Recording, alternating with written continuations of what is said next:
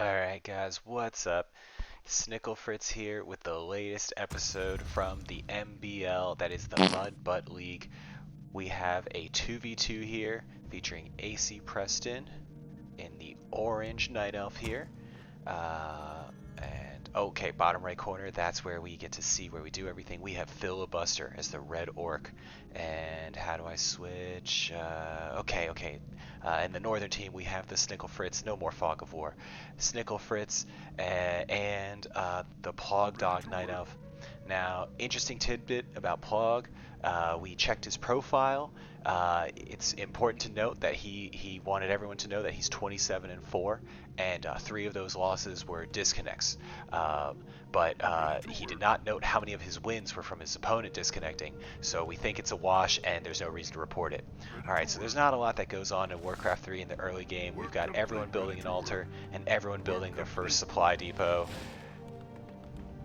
Not too exciting. We've got a peon coming out of the blue team. That's pretty standard for Orc at this point in the game. Maybe we could fast forward a little bit more. That tree is just dancing. Alright, what do we got going on here? We got Mage's Cold Eye. Mage's Cold Eye, Mora Moonsinger from AC Preston, and Plog. We have Plog. Oh, we have some chirping from both teams. It looks like both teams divulged their strategies. AC Preston saying that he would hit the left side, and Snicklefritz saying that he would rush headhunters. We'll see exactly what each team does here. We've got the Iron Raven from the Plog Dog Night Elf, and Mora Moonsinger and the Archer Brigade taking out the next creep wave. Okay, and then we have Zulabar from Filibuster with his 2 orc, 3 grunt. That grunt is on shore leave. He doesn't need to fight in this battle. His tour of duty didn't start yet. Meanwhile, action in the north as the exact same camp is cleared by the northern team. Pretty standard stuff here. That wolf is going to die, but there's no XP given to the other team, so it's not bad. We have Plog, Tree of Life, halfway done. Hunter's Hall, going to get some upgrades. Meanwhile, Snickle, Great Hall just starting. Oh, but great Joe Burrow right there. Great Joe Burrow. Meanwhile, we've got the Blood Fiend, also known as Sven, for people who played Dota. Don't remember him being that weak. He was a pretty tough boss. He had Shockwave, but I'll take the easy win. We'll take the easy win there. And we've got Headhunters and Archers out of the northern team. Meanwhile, we have Mass Archers and Priestess of the Moon, Mora Moonsinger from AC Preston 10. Triple Grunt. Good build out of the red orc, healing them all up. No units lost on his watch. Research complete. Okay, we've got research complete. We've got upgrades coming. We have double Ancient of War and upgrading to tier 2 out of AC Preston. We have Goblin Laboratory action up here. Looks like oh, that's tough. Chain Lightning. Oh, and a mana burn. Multiple mana burns. Oh my god. What is the Snicklefritz doing there? Just losing all of his mana and his units. Meanwhile, Mora Moonsinger getting a Mantle of Intelligence, boosting her intellect. So smart. So hot in the face. Zulabar, you could be using those mantles. Doesn't get him. Meanwhile, Mage's Cold Eye looks like he backs out, returns to the fight just so he can kill the Greater Voidwalker, who I think cast the lightning on him earlier and hurt him. We do, in fact, have Headhunters out of the Snicklefritz. It turns out he really was going to be rushing Headhunters, and he was just playing an MG, a mind game, on AC Preston.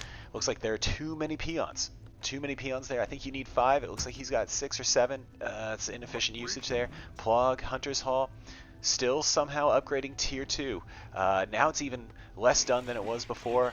I think in the post-game interview, he stated that he canceled it so that he could give the other team a leg up or a more fair advantage. He was that confident because, again, he said he was 27-1. When asked, hey, aren't you 27-4? He said no, 3 of those were disconnects. All right, so now we have the Great Hall coming up online from Filibuster. The Cluster of Burrows. The Quad Joe Burrow here. You can't siege that. You can siege the rest of the base and you'd be fine, but you probably couldn't hit that Cluster of Burrows. It would probably be very frustrating. Lose a lot of life.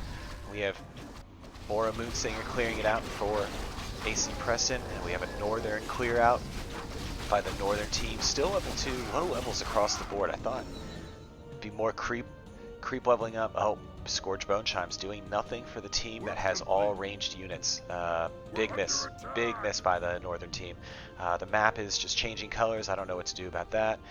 Meanwhile, we have a squad there. We have Dryads coming out of AC Preston and increased bow range for the archers.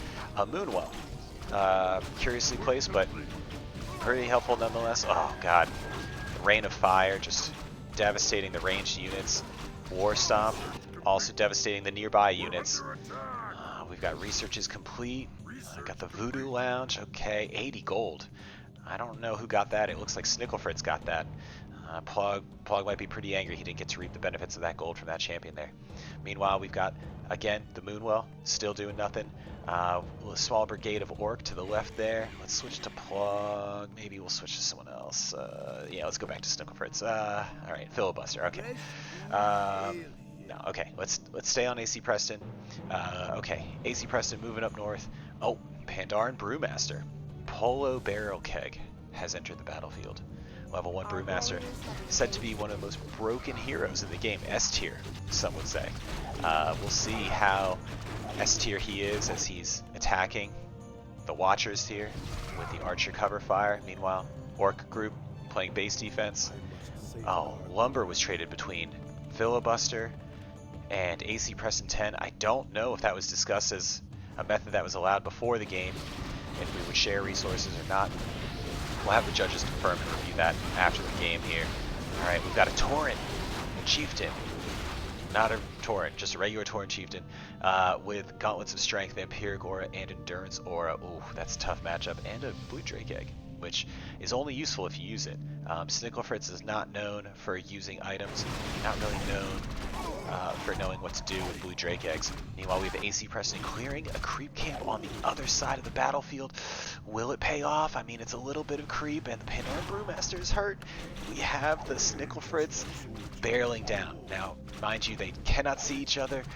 Uh-oh, this is probably where vision happens. How do I see? How would I do this? How would I see if I was seeing? I don't know. Okay, well, AC Preston's got his expo coming up online. We have the Stronghold, so we're going to have Tauren Chieftains, or Stronghold to Fortress, Plug, getting Tree of Ages. Again, canceled it earlier to flex on the opponents. And the northern team pushed out AC Preston, but was unsuccessful in getting there before the creeps. And we see the Moonwell building and the pathing. Excellent as always from Blizzard, just working as intended right there. It should be difficult to move around your base. It should not be an easy thing. Meanwhile, we have the Orc, pretty low on life, but trying to heal up, and the northern team clearing out more creep. Oh, looks like, yep, we still have that 2-1 Headhunters. Wow, good upgrades from the Snicklefritz. Let's see, AC Preston at 0-0. Oh, that's not so good. Let's see, the Headhunters, yep, once again, 2-1, 2-1. Nothing going on at the War Mill.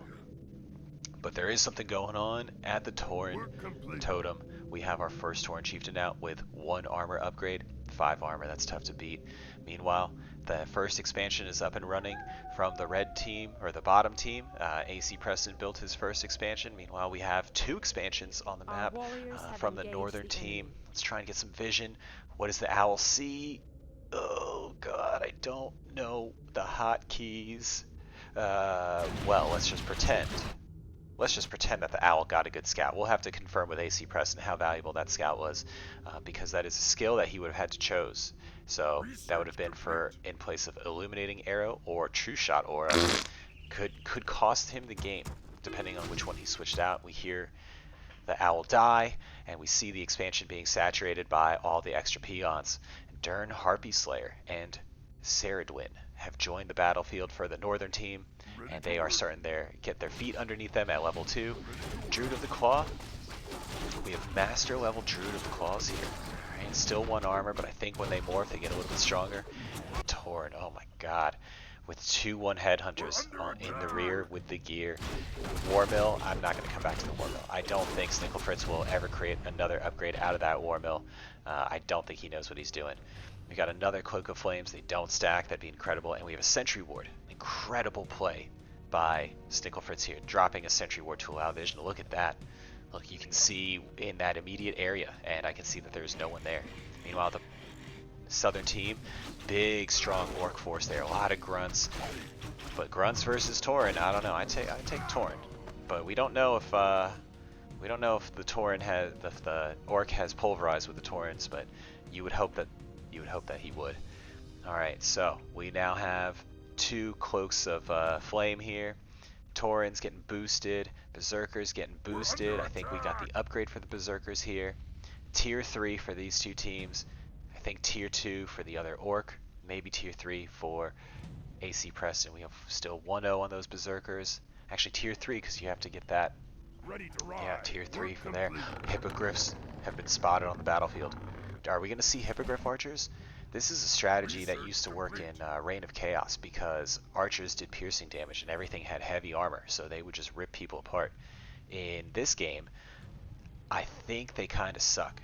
So we'll see how strong those Hippogriff Archers are. They basically make an archer have 500 life instead of 275. Oh, nifty Gurgle Breaker. I'll cradle the balls, stroke the shaft, work the pipe, and swallow the gravy. Get it over here, buddy. Let's do this. Caught during the bathroom break, gurgling his own potions. Oh, he manages to survive, but how much longer? We see the Tauren Chieftain go down. Oh god, oh there's bloodshed. Alright, we see Snicklefritz activated the Scroll of Haste to be able to move all of the Berserkers. Oh, and you hear the Berserkers chant. They have activated their extra damage and attack speed. Oh, and here they go. Oh, you can hear the Hippogriffs dying. Oh, that's a sad sound to hear. Oh my god, we might hear another one very soon. Someone teleports away, leaving the other teammate to fend for himself. The orc said, filibuster, said, enough. I'm yielding the floor. I'm going back to my chambers, leaving AC Preston to have his 2 hippogriffs pass away in sad fashion here. Not much time left as we see 15 minutes and the bar is almost full. I think we might see some GGs, we might not. We don't know the sportsmanship of these players, but either way it was this long battle, start to finish. Good game. GGs everyone.